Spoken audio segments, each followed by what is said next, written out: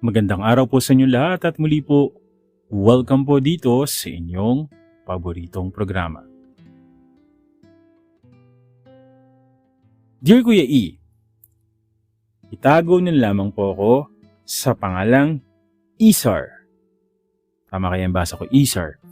Kung may isang lugar na hindi mo isiping may matatagpuan kang pag-ibig, yun marahil ang palengke.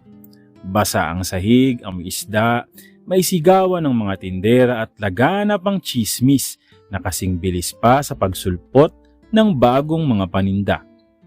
Dito ako lumaki. Dito na ako natutong humawak ng timbangan, tumawad sa biyahero at makipagtagisan sa mga suki sa tamang presyo ng talong, ampalaya, kamatis. Pero sa gitna ng ingay at ng gulo, isang lalaki ang bumago sa araw-araw kong buhay. Siya, si Legim. Okay.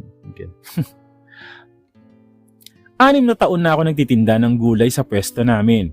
Bawat umaga, sumasalubong sa akin ang amoy ng bagong aning gulay at tunog ng mga kahon na bumabagsak mula sa truck ng biyahero. Pero sa lahat ng ingay at ng gulo, isang bagay lang yung palaging pumupukaw sa akin. Si Legim. Si Legim ang anak na nagtitinda ng baboy sa kabilang pwesto. Matangkad, matipuno, at laging may hawak na itak para tagain ng mga order ng mamimili. May pilat siya sa kaliwang kilay, tanda raw ng isang away noong kabataan niya, at isang ngiting palaging nagpapakaba sa dibdib ko. Hindi ko alam kung paano nagsimula ang tinginan naming dalawa. Yung mga palihim niyang pagsulyap habang inaabot ko yung sukli sa mamimili o yung mga pagkakataong hindi ko maiwasang lumingon kapag naririnig ko ang malakas niyang tawa. Isang araw lumapit siya sa akin na may bitbit na isang plastik ng pritong baboy. Para sa'yo. Sagot niya sabay kindat. Wala akong pambayad. Sagot ko kahit kumakalam na yung sikmura ko. Libre.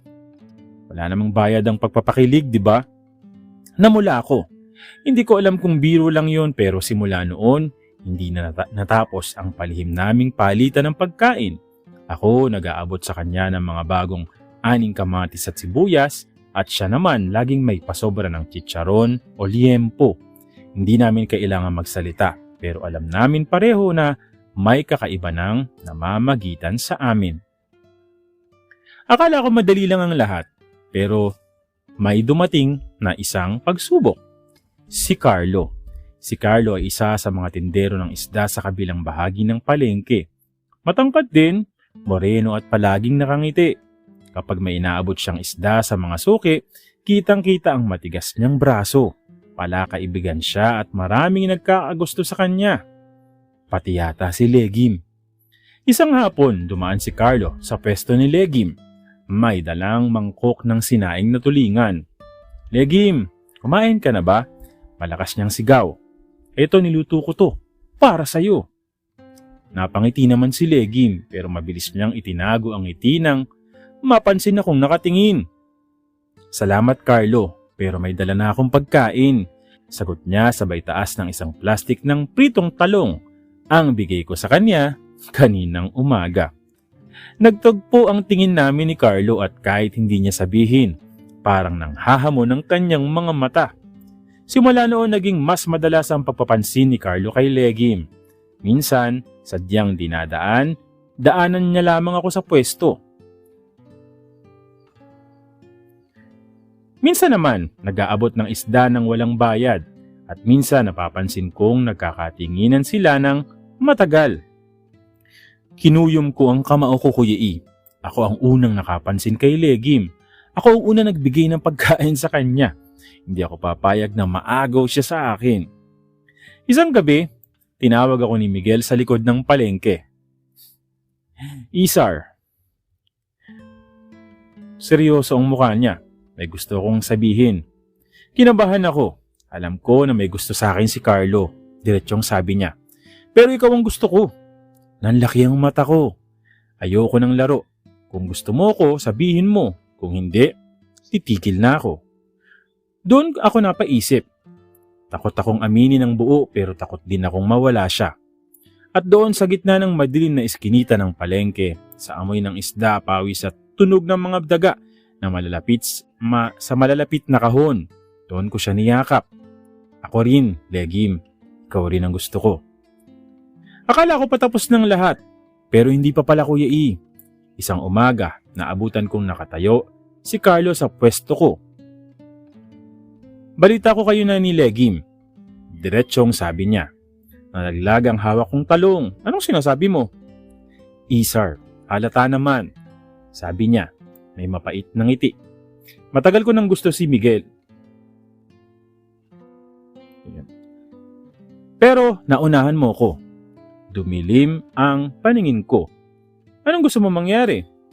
Hamon. Sabi niya, pabilisan magbuhat ng sako ng bigas sa bodega. Kung sino ang manalo, siya lang ang may karapatang manligaw kay Legim. Napasulyap ako kay Legim na naroon at nangikinig. Kita ko ang pag-aalala sa kanyang muka, pero hindi ako uurong. Sa harap ng mga tindero ng palengke, nagkaharap kami ni Carlo sa bodega. Tig-isang sako ng bigas ang binuhat namin at kailangang unahan sa pagtakbo papunta sa harap ng palengke. Sumagaw ang isa sa mga tindero, handa, takbo. Talaga ba? Mabigat ang sako. Halos mabali ang likod ko sa pagbuhat. Mabilis si Carlo pero hindi ako papatalo. Habang patuloy ako sa pagtakbo, naalala ko ang lahat. Ang mga sulyap ni Legim, ang mga palihim naming palitan ng pagkain, ang gabing inamin namin ang nararamdaman namin. At nang makarating kami sa harap ng palengke, halos magkasabay kaming bumagsak pero nauna ako ng ilang segundo. Hingal na hingal, lumapit sa akin si Legim. Sir, ngumiti ako kahit habol ang hininga. Panalo ako. Napailing si Legim, natawa at saka ako niyakap. Sa gitna ng palengke, sa gitna ng mga sigawan at chismis, doon ko napatunayan, hindi ito isang laro. Totoo ito. At sa likod ng gulo, sa ilalim ng amoy ng panis na isda at dugo ang sahig ng karnehan, doon nagsimula ang tunay naming kwento. Ganda ng kwento ni Isar.